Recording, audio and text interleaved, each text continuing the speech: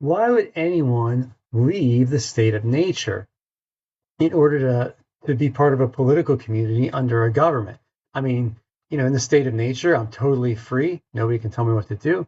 And we're all totally equal. Nobody's over me. Why would I want to get out of that? And the answer is, yeah, although you have those kind of great liberties and equalities, at the same time, you're extremely vulnerable because, like we said, there's no police to protect you or keep you safe. And there's no judicial system to punish people who might assault you. And so your life and property are really in great danger. He says, so the reason we leave the state of nature is for the mutual preservation of their lives, liberties, and estates. In other words, property. In the state of nature, our lives, liberty, and property is in great danger, constantly exposed to the invasion of others.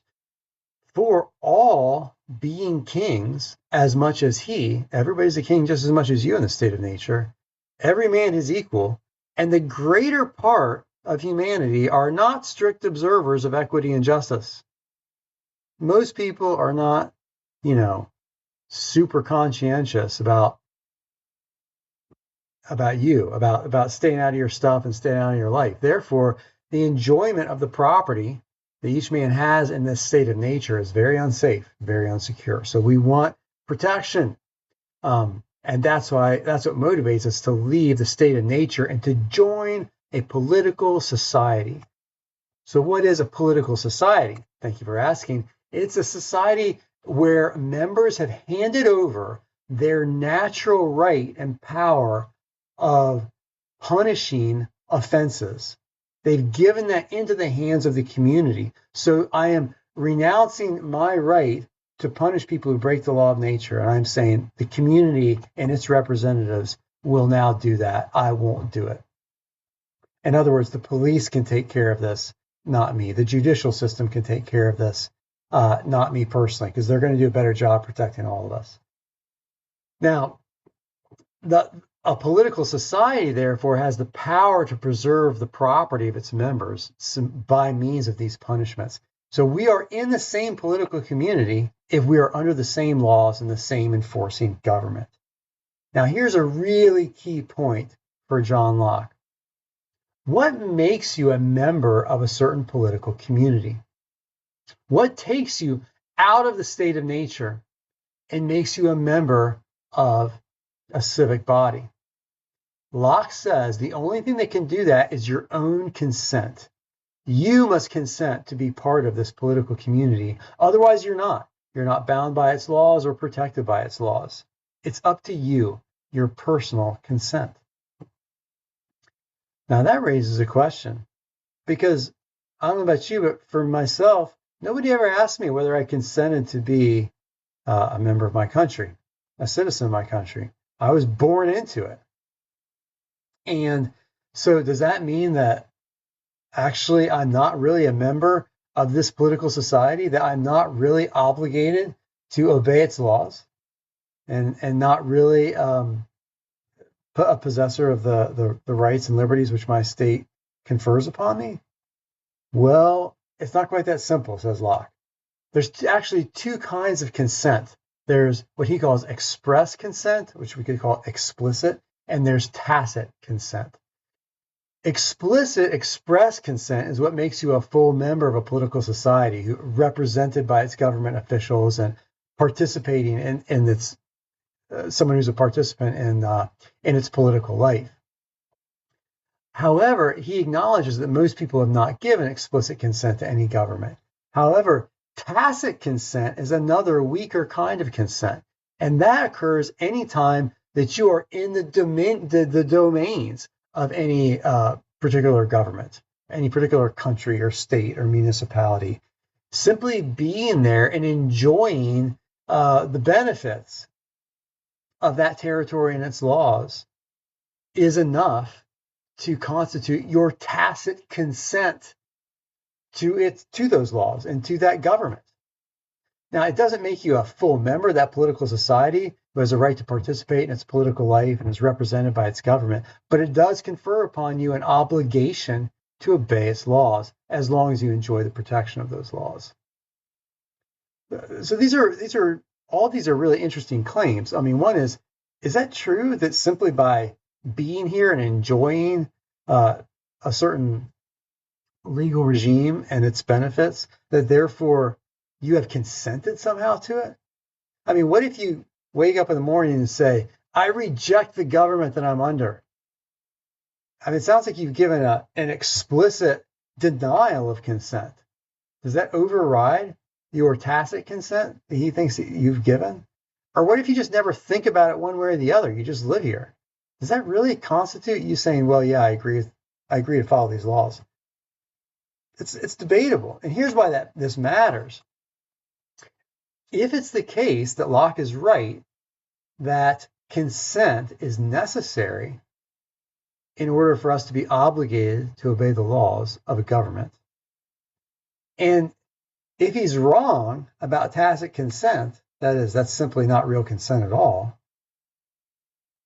what follows it is that most of us have not consented to the governments under which we live and would therefore not be obligated to obey their laws. In other words, we'd have an argument, a short argument, a quick argument for anarchy, the view that, yeah, no governments are legitimate and we're not bound by them, which, I mean, maybe it's true, but it's a radical position. So it's worth thinking about which aspects of Locke's theory here, you really buy into. Okay, now, the proper role of government is determined by these very reasons by which we ever agree to leave the state of nature and consent to a government. Why do we consent to be part of a political community? It was to protect our lives and our property. It was to do that, to secure those things through the impartial enforcement of the laws and also through national defense. So if that's the whole reason that we gave up our natural freedoms, our natural equality, our natural right to punish people, and was so that we would secure those goods. And that therefore provides normative guidelines and limits for any government. So Locke lays it down that every government is limited to the impartial application of duly passed laws. The arbitrary exercise of arbitrary will that's not bound by law is totally ruled out on Locke's theory. Furthermore, those laws ought to be aimed only at the good of the people, because that's the only reason that they came under the legal regime in the first place, was for the public good. Furthermore, it exempts them from arbitrary taxation. Now, arbitrary taxation is taxation imposed upon them not by their own representatives, but by the will of some official unilaterally. In other words, Locke's theory here requires that there be no taxation without representation, that is, by a duly elected legislature elected and appointed by the people. And fourth, the legislature can't transfer its power to anybody else. Well, what happens when a government goes outside of these bounds?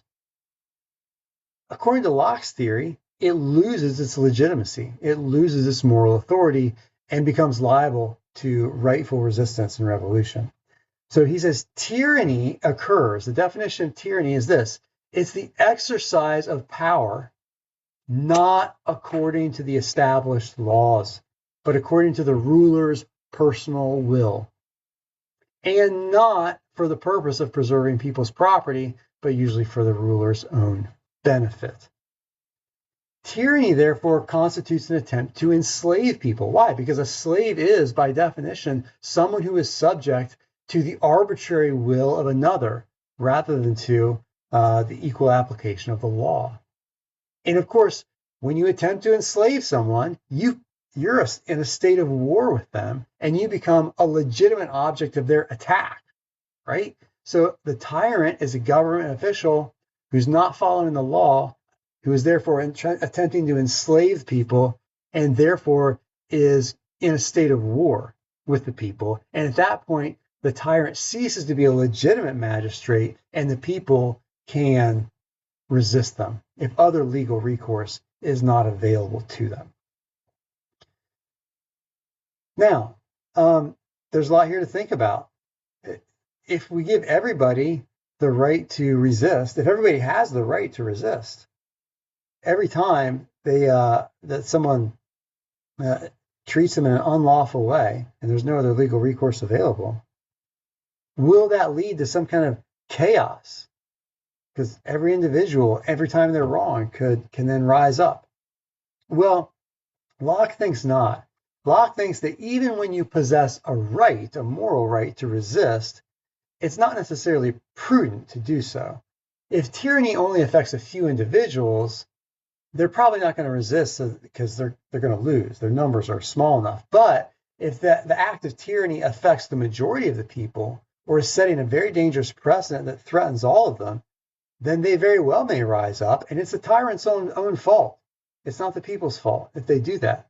So he says, if a long train of actions indicate that the government or a governor has an intent to enslave the people, that is, if the long train of actions indicates that that person is trying to exercise arbitrary rule over them, not bound by law, that puts the ruler and the people in a state of war, and they have a right to attack.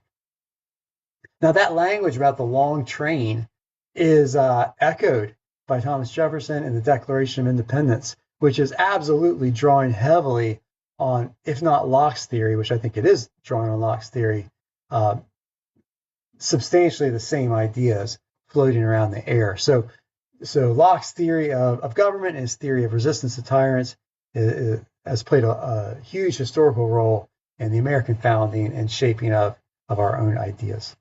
So that's it for Locke in the second treatise, in a very swift overview.